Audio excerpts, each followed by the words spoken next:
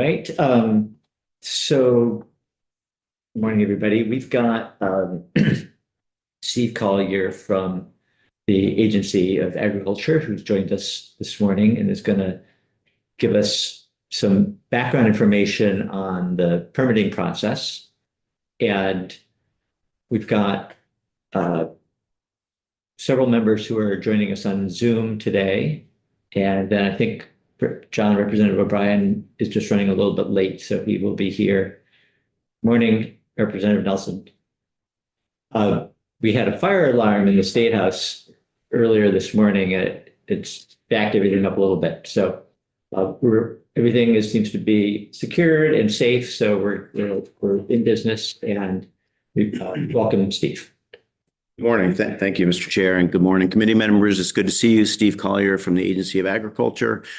Our real expert on all of these topics is Laura DiPietro, our water quality director, but she's out this week, so you have me as a poor substitute. But I'll do my best. And I wasn't sure exactly what you wanted before I came over, so I didn't specifically prepare anything. But I thought I'd maybe give you just an overview of the universe of water quality regulations and then talk a little bit about the permitting precisely, if that works for you, or I can start with any questions you may have, whichever is better. I think that's good. We've had some background on the water quality picture, but it's always helpful to get a refresher. Sure. Okay. So as you all know, every farm in the state is required to follow the required agricultural practices. So there are some minimum thresholds to be subject to the RAPs, but they're quite minimal. What are those? Just as a refresher. Well, the most permissive one to meet is if you have $2,000 on average in annual agricultural product sales, then you are a farm that's subject to the RAPs. The other ones are more animal number and acreage based. So generally speaking, you're supposed to have 4 acres and a certain number of animals. It's 5 cows, it's 4 horses, it's 100 hens. It depends on the size, but it's the 4 acres is that's a significant parcel of land. So the really smaller operations tend to come in through the $2,000 product sales is where that's a debatable line that we've talked about before. Probably been $2,000 for quite a while, I imagine. It has been, and it was never the agency's intent to be regulating backyard chickens. But there are some instances where if you have, as an example, enough ducks or enough chickens, you can meet that $2,000. So we're not sure that line is quite right, but there's some serious protections to farms that come from being subject to the required agricultural practices, even though they're regulatory requirements that they also have to meet. It also means if you're subject to those rules, you can't be subject to separate zoning bylaws. And so the agency is also intentionally cautious about making it harder for people to grow food and sell food. And so I don't know what the right line is, but it is quite permissive. And sometimes it does create some situations that are kind of rife with conflict because a very small farm in a tight neighborhood. And whether or not that's the right line is up for debate, but it's what we have. The other pretty permissive line is if you file a Schedule F, which is what farmers have to file a Schedule F with their income tax returns. And the Schedule F requirement, I think, is even more permissive than the $2,000 potentially. So if you were farming at any scope or size, you're subject to the required agricultural practices in Vermont. And they're very extensive, and they were debated and part of, I think, over 90 public community meetings at the time. And they've evolved from something, that used to be called the accepted agricultural practices and transitioned to the required agricultural practices. So that's the baseline that everyone is subject to. And they're primarily focused on water, not exclusively, but primarily. But the required agricultural practices are focused on both surface water and groundwater, which is an important distinction from the federal. All of you have been talking about federal law and the Clean Water Act and CAFO.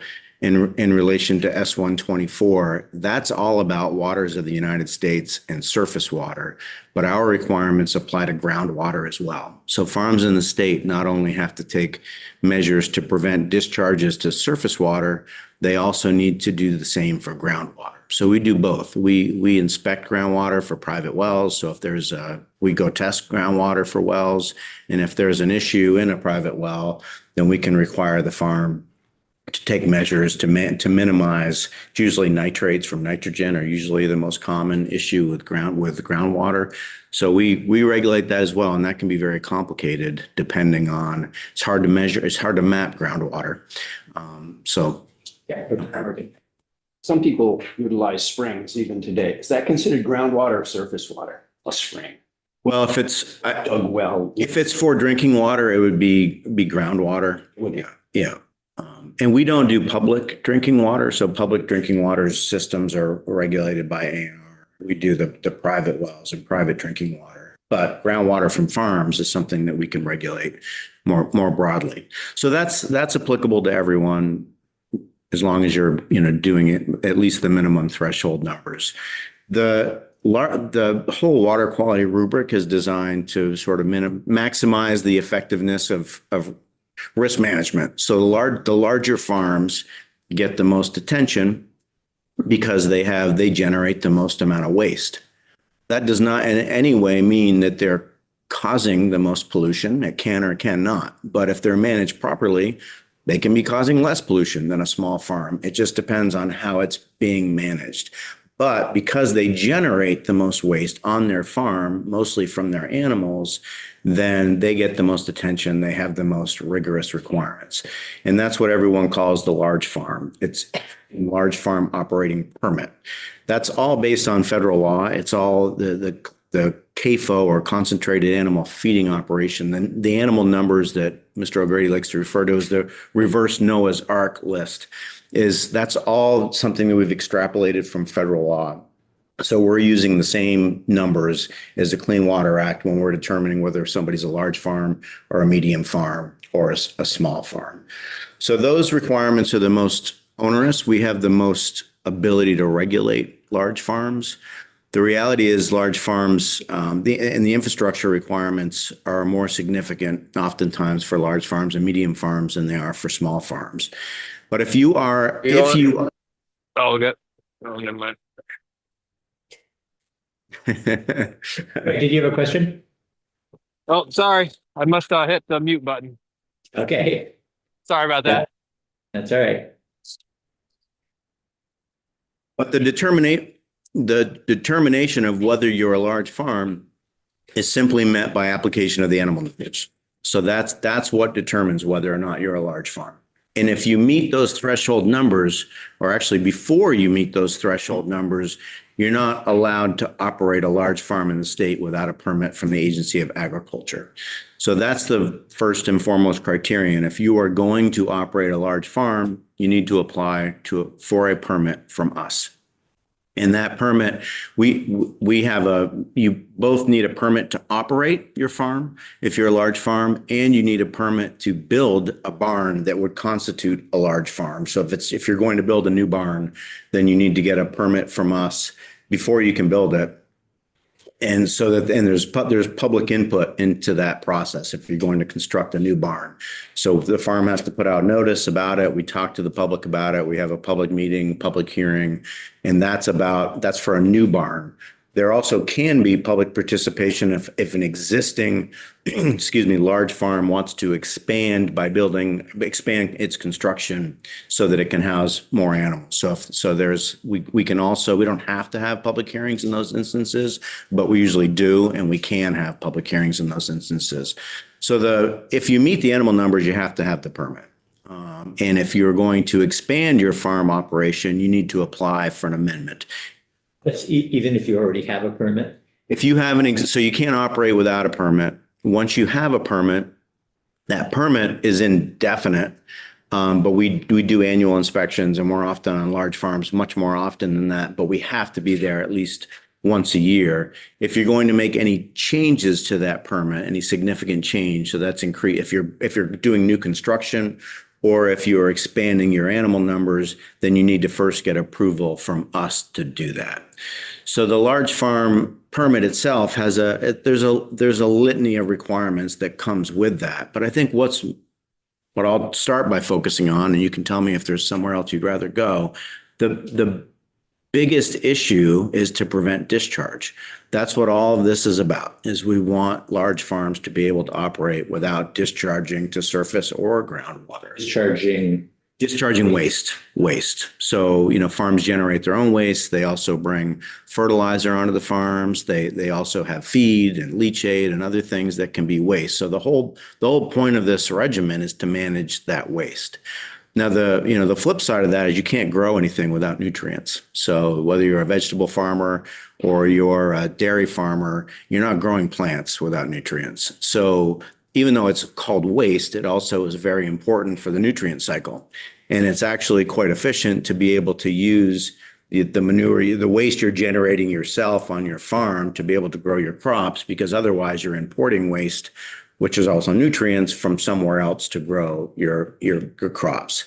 So the goal of all of this is to perpetuate the nutrient cycle in a way where the crops are using the nutrients rather than having the nutrients run off into water, into the lake.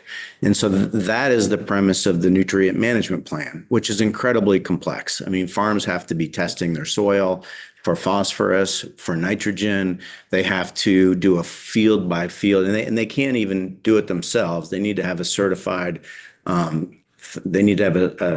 certified service provider who we certify and regulate, and NRCS, part of USDA, also has a list of certified TSPs, we call them, and they have to prepare or approve the nutrient management plan. So there has to be an expert who's doing this plan, and they're far too complex for me to personally understand. But it's essentially an evaluation of the phosphorus is the critical element that everyone's always looking at. So you have to evaluate the P index to make sure that the crops are able to uptake the amount of nutrients to prevent runoff. And then also nitrogen can be an impact. It depends on the soil tests and it depends on the composition of the farm. But the whole goal of the nutrient management plan, we have another alarm? And I just saw that flash for a minute. I hope not. They're just testing it. Just kidding.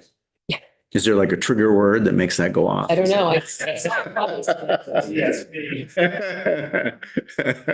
kidding. P index every time. Yeah, I think we're okay to keep going. We'll probably hear more from that. No noise, just your lights. Question. I do have it. Yeah. Suppose I own 1,000 acres. I wanted to have, and I have a big barn in my home. And I want to have, or I do have 500 horses. Yeah. I don't sell them. I don't do anything to generate money. It's just my hobby. I love to see the horses running around the field. Is state involved in that in any way? Oh, yes. Even though I don't make money and I'm not buying, selling, or importing or exporting anything. Yeah, you'd need a medium farm permit for that. So Even though I don't meet those other requirements, it's the size. because there are a litany of requirements, so sales is one of them. But if you are managing that number of animals for whatever reason, and I don't know that I don't think there's anyone doing that who's not doing it for a commercial purpose. But it's an interesting question. But if you're managing that number of animals because of the waste that those animals generate, That would trigger. that would trigger it.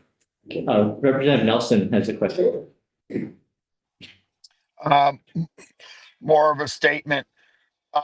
Leland, they gotta be careful tying income to it because sometimes in farming, you don't make any income, but you're still farming. Just a side note. Yeah, it can't be net income, I guess, or Thanks for that reminder. gross. Richard's Owen. So that is where a lot of the work goes into, is in the nutrient management plan. And the whole point is, and that's to ensure that as best as possible, and there's no perfect system for anything, but if you are applying nutrients at a rate that the crop can use them, and you have appropriate buffers to prevent runoff, to at least filter the rain. You can never prevent runoff. Water is going to go where it goes. But if you filter it and if you and apply at an appropriate rate so that you're not oversaturating it, then you can do what you want to do, which is good for farmers as well. Those nutrients are valuable. Farmers don't, for crop production, for farming, farmers don't want their nutrients running off so that they can't use them, because that just means they have to import more fertilizer or have other issues. So it's in everyone's interest to make the best use of nutrients that you can. So that is so the whole, you can only have a viable nutrient management plan if you have a sufficient land base to be able to apply all of the waste that you generate. So you can't have a 2,000 cow dairy on 3 acres of land. So if you were interested in getting a permit for 2,000 cows, the agency would look at how much land you had and make a calculation, and 3 acres too small, some number of acres would be the minimum that you would look at to. Correct. When a farm applies for a new permit, or when they apply to expand, so they apply to change their permit, part of that application process is a nutrient management plan from a certified planner, which gives their projections of how they can adequately manage all of their waste. We then do our own analysis of that plan, and we evaluate whether or not they have the land base to be able to manage that waste.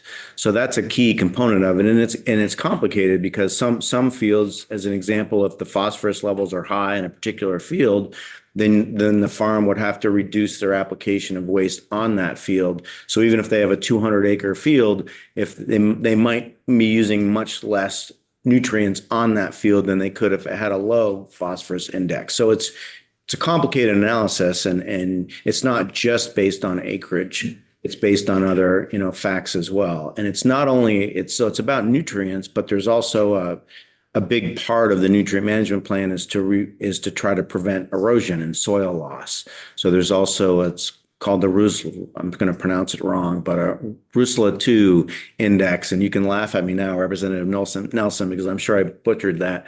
But there's a formula that is used, and these are all in our National Resource Conservation Service, so USDA standards.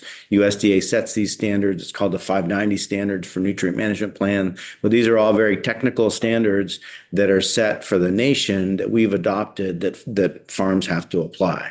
Have to comply with here. So there's another, soil erosion is not only bad for water quality, again, it's a loss for the farms. So that's why you see a lot of practices like no-till, so that you're not just, when you disturb the soil, it's more easy for it to run off the surface. So when you have no-till, then you have a lot less risk of erosion. That's why things like tile drain can be very effective, because they create less runoff off the top, and they create, and when the water table is lower, then the soil is the land is much drier and easier to get on. So you're not disturbing it. You're not wrecking it when you drive on it. You're not creating gullies and erosion by driving onto wet fields in the spring. Fields are going to be very wet in some places. With tile, they often are not, because the water table is lowered. And so you can better manage erosion. So, the good farmers, and I heard it from one farmer, and I like to repeat this quote because it's a family that's been in farming forever. And he said, those of us who are left are pretty good at what we do. And I think that's true. It's not been easy to transition in a competitive, global and national environment.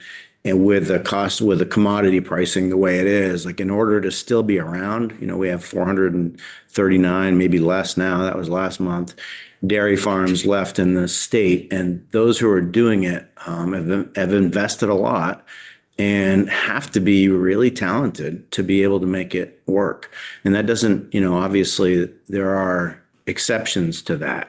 But the requirements have gone up and up, and our experience is that farms have been doing yeoman's work to meet those requirements.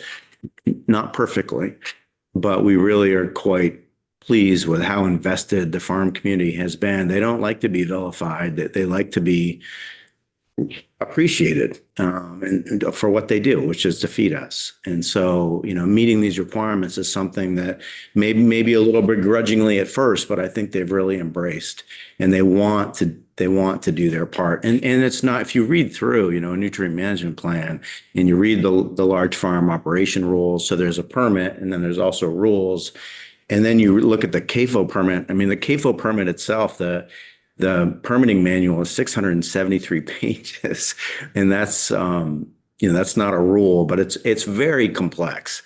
And so there is a lot that has to be done. So even in our broader discussion about, right to farm and nuisance protection, I'm very pleased with the standard that you all are trying to create, which would mean that if a farm's doing everything right, then shouldn't be subject to a nuisance suit. But I also know as a lawyer that if you get a well-heeled plaintiff, there's so many ways you can prove or try to prove that a farm is not doing something right. You pick through a nutrient management plan and pick through all of the regulations, you're probably going to find something that you can at least argue that a farm is doing wrong. And that's all you need to create a factual question for a judge to keep the suit going. So while shifting that standard is very important, it's not easy to meet all of those requirements. And if you can even argue that the facts suggest that the farm's doing something wrong, then you get your day in court, you get your trial, you get the fact finding.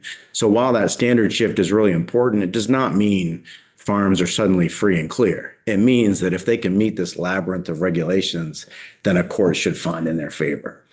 So if you've been issued a permit, maybe you answered this earlier, how long is the permit valid for? Do you have to reapply if you don't change anything? So for the large farm, it's indefinite, is provided, we can revoke it. But once you've applied for the permit, it stays in effect as long as you're continuing to comply with it. There are annual reporting requirements. So in addition to having to comply with the permit, they have to submit an annual report to us. They also have to submit an annual nutrient management plan. So it has to be an active engagement, but you don't have to reapply for a new permit. You do have to pay an annual operating fee. You do have to give us the reports and the documents we need. You need to let us on your land to inspect it, but you don't have to reapply for a permit. It's different for medium farms. Medium farms, all of our medium farms are currently operating on a general permit. We can require an individual permit if they're not complying with the general permit.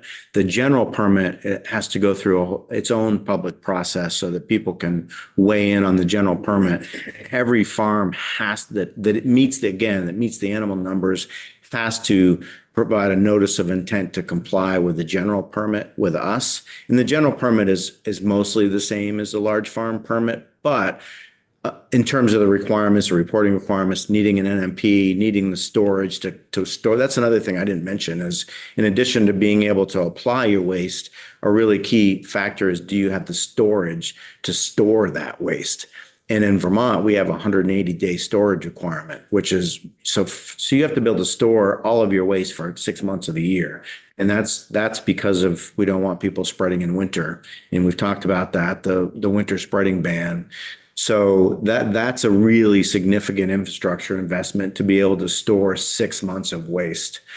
So that's the biggest things we look at when we're reviewing a permit is do you have the storage to be able to meet that threshold? And farms don't apply unless they do usually, but if they don't have that storage, they can't operate with a permit of that size. And the same thing with the land base. Do they have a land base where they can apply all these nutrients so they will be able to be utilized by the crops instead of running off into water? If the business plan involves using somebody else's land, and if you have a relationship with another farmer or a business relationship where you can offload that and maybe make some income. I don't know how that typically works, but if you don't have the land yourself but intend to use somebody else's land, how do you evaluate that? So two things. If you can you can rent land or use somebody else's land, and that can be considered part of your farm for purposes of looking at the large farm or the medium operation permit or any farm. So it's considered part of your farm. And if you're leasing someone else's land, then that can be part of your nutrient management plan. If you lost that lease, then you would have to come up with an alternative, or have extra room within your nutrient management plan. So you've always got to have so that's part of the nutrient management planning, that it's annual. And so each year you've got to be able to show that you still have the land base. And I'm sorry if I'm, oh, no, okay. I've got Just that. waving at us. I'll jump to Rep. O'Brien in a second. He had his hand up, and then Representative Nelson. But I think we heard some testimony from a vegetable farmer who uses somebody else's manure as fertilizer. So, and it's land that presumably the vegetable farmer is either owns or is leasing from somebody else. But they have imported from somewhere. And I'm just wondering about that somewhere. That's somebody who's supplying them with fertilizer would presumably be in a situation if they were having to get a permit or, yeah, if you follow me. I do. And so you're allowed to import fertilizer or other types of nutrients, but again, it has to fit within your nutrient management plan. So if you don't generate any of your own nutrients and you need to import them, that's fine, but you still need to apply nutrients at a rate that they can be absorbed and not over apply them. So in the case of a vegetable only farmer, you're not going to have a medium operation permit or a large farm permit, but you do still need to follow the required agricultural practices. You might also be a certified small farm. So the nutrient plan still applies to everyone. So you can't oversaturate, even though you might grow more, you might be able to grow crops more quickly. If you oversaturated them with nutrients, you can't do that. You still have to meet the requirements so that the crops are utilizing the nutrients and they're not running off. You can also export waste, but that again needs to be part of your plan. And a lot of our digesters, actually minimize their farms who have digesters are actually minimizing their waste by using that. And some of them even might export to a digester and then get the finished product back, the digestate back, which has a lot less waste in it, but still has to be incorporated into their nutrient management plan for whatever purpose they're using. And so anything, the nutrient management plan is supposed to be all encompassing for things that farms are either generating themselves or importing, and we need to know how they are utilizing that waste and make sure that that's compatible with the requirements. Representative O'Brien. Yeah, just following up on this, so sometimes then nutrient / manures, being permitted twice. If I had a chicken farm on an acre with 100,000 chickens, you could do that. And then I Tough. 2 acres, Yeah. essentially a confined intensive chicken operation. I'm not using the manure because I'm just buying grain, so I'm selling it to Nelson Farm. So not only, it would be 2 LFOs, right? But I would have to, on the chicken farm, have a nutrient management plan for where that waste is going, right? And then it would be part of, say, the LFO's nutrient management plan too, because they're importing a lot of chicken manure. Yes, I think, I don't know that we have a situation like this, but if you were exporting everything, I don't know that you'd have your nutrient management plan might be very short because you wouldn't be actually applying it, but we would have to know Where it's going. we'd have to approve the export. And you're absolutely right that if another farm in the state was taking it, then we'd have to know that they were able to appropriately absorb it without violating their own nutrient management plan. Yeah. Representative Martin. Who tests the soils on a farm to determine what nutrient is needed and when? Is it up to the farmer himself? Does he have a process, or does someone come in to do that? The farms are required to do it. I think it's probably varies by farm how they do it. Their TSP may do it. I think they send them to UVM, or at least they use a UVM standard for the test. A lot of the crop uptake standards have been they're modeled on things that UVM Extension has done. It's possible even, and I'm embarrassed I don't know this, but our lab may do some of that testing as well, and I just can't remember. But it would be required, I would think. They are required to do it, and we certainly have the right to do it as well if we have questions, but it's part of their permit. They're required to do this, and they're required to keep the records as well. So if we go there, we can ask for the records to ensure that the soil testing has been done. Again, it's in the farm's interest to do the testing so that they're applying the right amount of nutrients, so they're not spending more than they need to on fertilizer or extra nutrients. It is cumbersome, and it's hard to manage sometimes, but it is also in their interest to be as efficient as they can be. If you have a large field, there are times when one part of it might not need anything and another part might need a lot, so that you have, so I was just curious as to how that all would. I don't know what the sampling methodology is. That's a great question. I'm sure there is one, but I just don't know how many samples have to be taken per acre or how that works exactly. Representative Nelson, over to you. Yes, I was going to speak to exactly what Representative O'Brien talked about is chicken farms tend to export most of their nutrients, and they export them around to a whole host of different types of farms. And I believe wherever they export that to kind of becomes their nutrient management plan. And they almost, I'm not sure if they have to soil test those fields or not, perhaps not. But chicken farms tend to export the manure to a lot of organic farms because organic farms typically can't generate the amount of nutrients that they need to complement their crops. And on the management plans, fields have for LFO fields have to be sampled once every 3 years. So on the large farms, your technical service provider does a rotation. They do so many fields every year, and they're all done once every 3 years. And then from that, we develop a nutrient management plan to put our nutrients best where they're needed, and then augment with any commercial fertilizer that's necessary. There's very little phosphorus now imported into the state of Vermont since we started doing this, which has been a great thing because phosphorus is the most expensive element out there to purchase. Over. It's in a helicopter. All right, thank you. Representative O'Brien.